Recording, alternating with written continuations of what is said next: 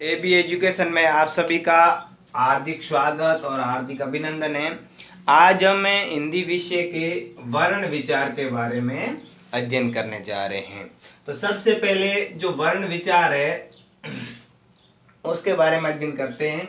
तो वर्ण विचार का अर्थ होता है जिसमें हम वर्णों के उच्चारण स्थान, वर्णों की आकृति, वर्णों की बनावट, वर्णों का उपयोग आदि सब के बारे में जिसमें अध्ययन करते हैं उनको कहते हैं वर्ण विचार। तो वर्ण विचार में सबसे पहले वर्ण के बारे में अध्ययन करते हैं।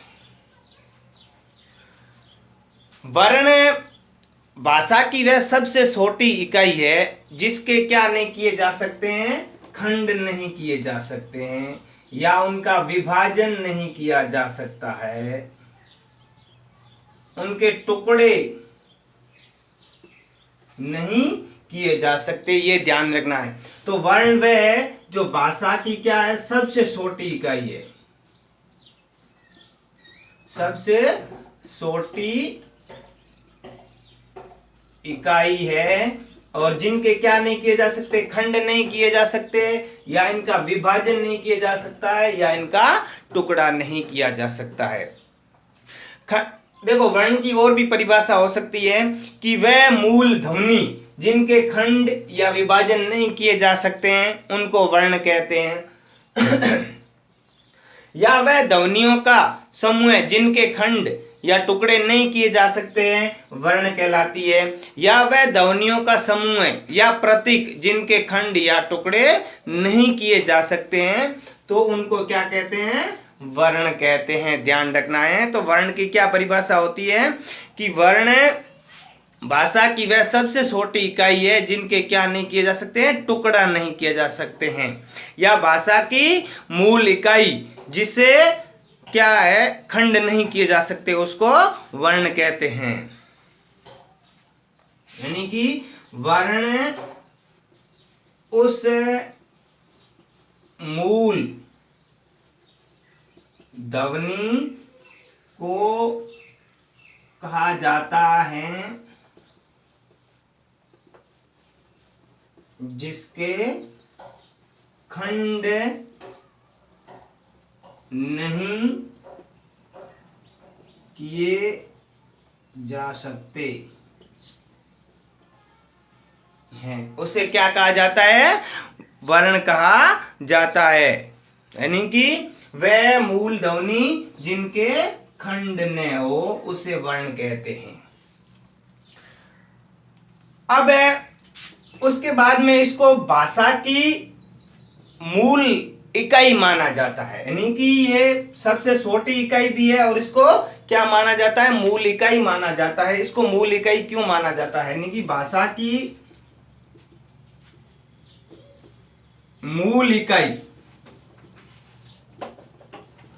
वो किसको माना जाता है, वर्ण को माना जाता है। तो इस भाषा की मूल इकाई इसको क्यों मानते हैं इसके बारे में अध्ययन करेंगे। उससे पहले हमारे मन में एक और विचार आता है, हर बार हम शंका आती है, कंफ्यूज होते हैं कि वर्ण और अक्षर में क्या भेद है।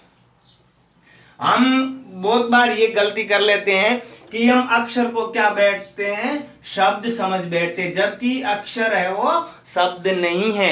अक्षर और वर्ण में कोई फर्क नहीं है। कामता प्रसाद गुरु ने इनकी परिभाषा दी है, अक्षर की परिभाषा दी है कि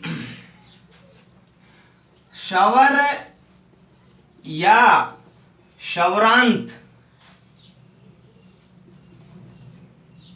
को अक्षर कहा जाता है। क्या कहा जाता है, अक्षर कहा जाता है।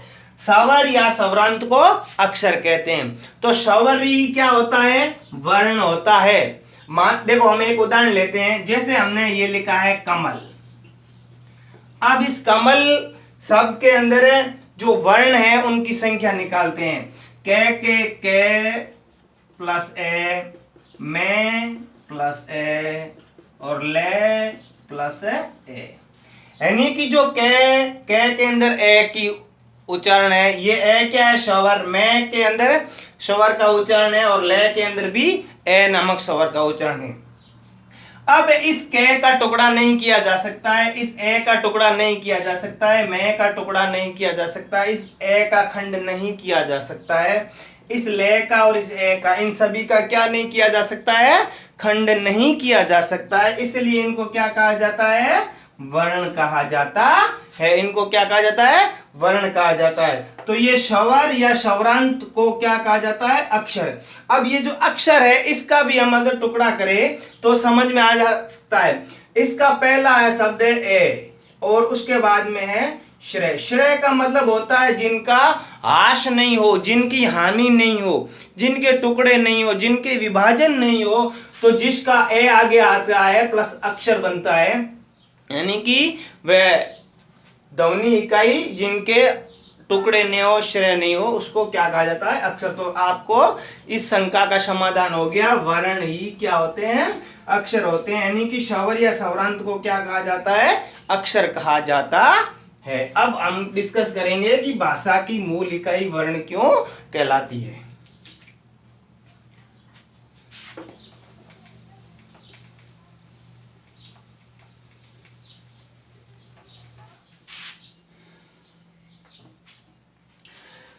अब वर्ण है, वर्ण से किसका निर्माण होता है, शब्दों का, शब्द का, और शब्द से किसका निर्माण होता है, वाक्य का, और वाक्य से पूरी भाषा बन सकती है, पैराग्राफ बन सकता है, कुछ भी बन सकता है।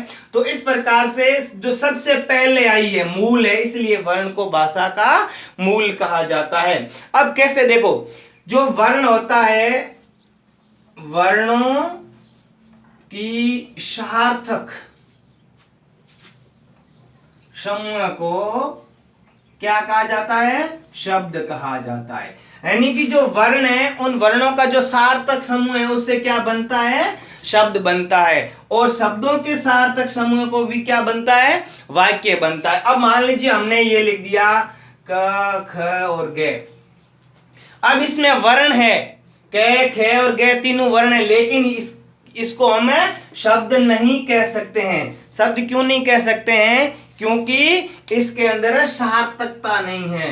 सार्थकता का मतलब होता है अर्थ सहित, यानी कि जिसके पास में क्या होता है, अर्थ, स अर्थ है, यानी कि सार्थक है, तो उसको क्या कहा जाता है। अब जैसे मान लीजिए हमने पहले भी उदाहरण लिया था कमल का, तो कमल है वो शब्दों का समूह है, वर्णों का समूह है, लेकिन इसका कोई न कोई अर्थ निकलता है। जैसे हमने काम, मान, पतंग आदि कुछ भी जो है, ये सारे वर्णों के सार्थक समूह है, इसलिए इसको हम क्या कह सकते हैं, शब्द कहते हैं। अब शब्दों का जो सार्थक समूह है उसको क्या कहा जाता है, वाक्य कहा जाता है। लेकिन इसमें भी ध्यान रखने योग्य बात होती है कि सिर्फ वर्णों के, शब्दों के सार्थक समूह को वाक्य नहीं कहा जा सकता है। क्यों नहीं कहा जा सकता है, जैसे हमने लिख दिया भोजन है राम कर रहा। अब ये क्या है, वाक्य नहीं है, गलत है। क्यों, क्योंकि इसके लिए क्या होता है कि जो व्याकरण की दृष्टि से, व्याकरण की दृष्टि से कर्मबंध,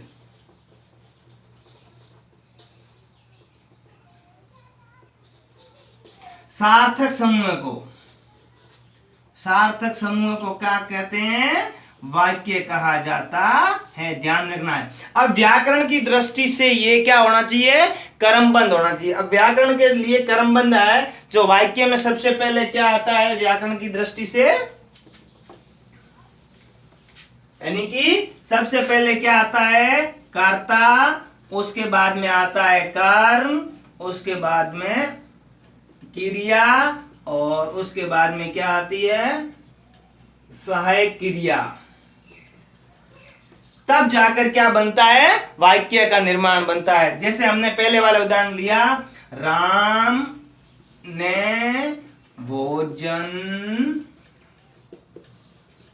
किया, तो ये क्या बन गया, वाक्य बन गया, राम ने भोजन किया। तो सब इसलिए वर्ण को क्या कहा जाता है, मूल इकाई कहा जाता है। वर्ण से शब्द का निर्माण होता है, शब्दों से वाक्य का। इसके अलावा एक और आता है पद, यानी कि पद किसे कहते हैं। तो पद क्या होता है कि जिस वाक्य में किसी भी विभक्ति चिन्ह के सहित जिस शब्दों का प्रयोग किया जाता है उनको पद कहते हैं, यानी कि विभक्ति चिन्ह। जैसे ये जो वाक्य है इसके अंदर राम ने, यानी कि ये विभक्ति आई है, तो इसको क्या कहा गया है, पद कहा गया है। यानी कि किसी भी वाक्य में विभक्ति सहित जो शब्द आते हैं उनको क्या कहा जाता है, पद कहा जाता है। वीडियो कैसा लगा जरूर शेयर और लाइक करें, आपका यही आशीर्वाद रहेगा। अगले वीडियो में हम पढ़ेंगे स्वर और व्यंजन के बारे में, यानी कि जो आगे आने वाला वीडियो है उसमें हम स्वर और व्यंजनों का बारे में अध्ययन करेंगे, यानी कि स्वर किसे कहते हैं, उनका उच्चारण स्थान क्या है, उनका निर्माण कैसे हुआ, इन सभी के बारे में अगले वीडियो में अध्ययन करेंगे।